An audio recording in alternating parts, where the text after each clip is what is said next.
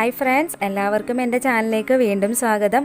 അപ്പോൾ ഓണമൊക്കെയാണ് വരുന്നത്. അപ്പോൾ എല്ലാവർക്കും അഡ്വാൻസ് ആയിട്ട് തന്നെ എൻ്റെ ഹൃദയം നിറഞ്ഞ ഓണാശംസകൾ. എൻ്റെ വ്യൂവേഴ്സിനും സബ്സ്ക്രൈബേഴ്സിനും ഒക്കെ ഓണാശംസകൾ ഞാൻ നേരുന്നു. അപ്പോൾ ഞാൻ ഇന്നൊരു പായസ റെസിപ്പി ആയിട്ടാണ് വന്നിട്ടുള്ളത്, ഗോതമ്പ് പായസം.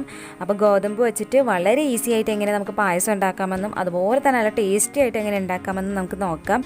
അപ്പോൾ അതിന് വേണ്ടിയിട്ട് നിങ്ങൾ ഈ വീഡിയോ ഫുള്ളായിട്ട് കണ്ടു നോക്കുക. വീഡിയോ ഇഷ്ടപ്പെട്ടാൽ ലൈക്ക് ചെയ്യുക, ഷെയർ ചെയ്യുക. അതുപോലെ എൻ്റെ ചാനൽ ഇതുവരെ സബ്സ്ക്രൈബ് ചെയ്യാത്തവർ ഈ വീഡിയോയുടെ അടിയിൽ കാണുന്ന റെഡ് കളർ സബ്സ്ക്രൈബ് ബട്ടൺ ഒന്ന് ക്ലിക്ക് ചെയ്ത് കൊടുക്കുക കേട്ടോ.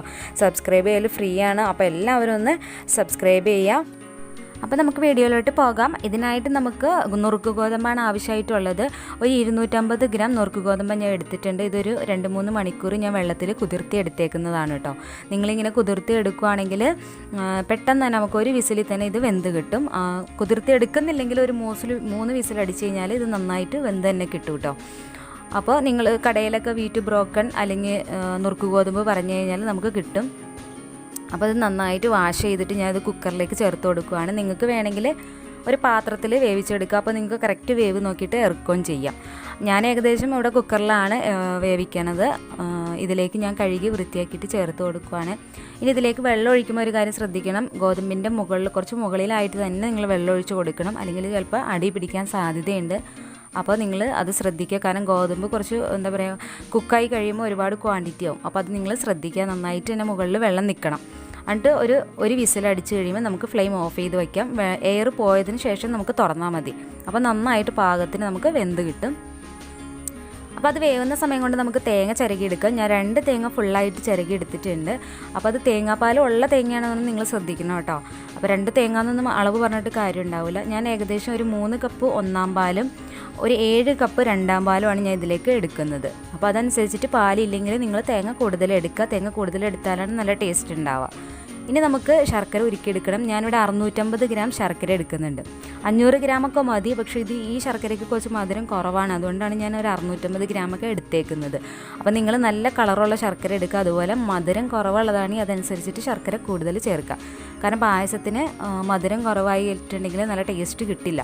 അപ്പോൾ അത് നിങ്ങൾ ശ്രദ്ധിക്കുക. ഇനി ഇത് നന്നായിട്ട് ഞാൻ ഉരുക്കിയെടുത്തിട്ടുണ്ട്. ഇനി നമുക്കിത് ഒന്ന് അരിച്ചെടുക്കാം.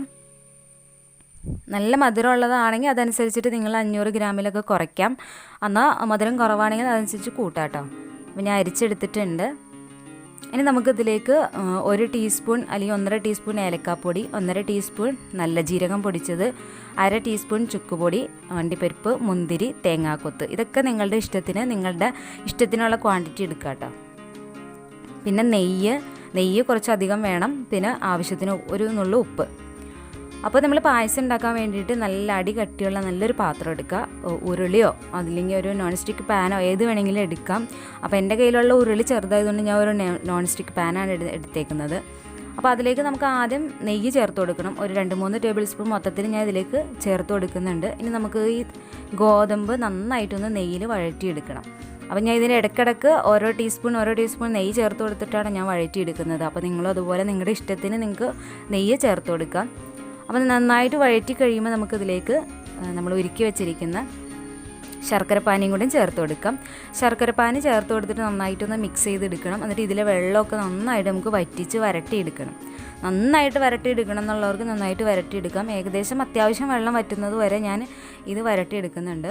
പിന്നെ പ്രത്യേകം മറക്കരുത്, അത് ഇളക്കി കൊടുക്കണം. ഗോതമ്പ് പെട്ടെന്ന് അടി പിടിക്കും, അത് ശ്രദ്ധിക്കുക.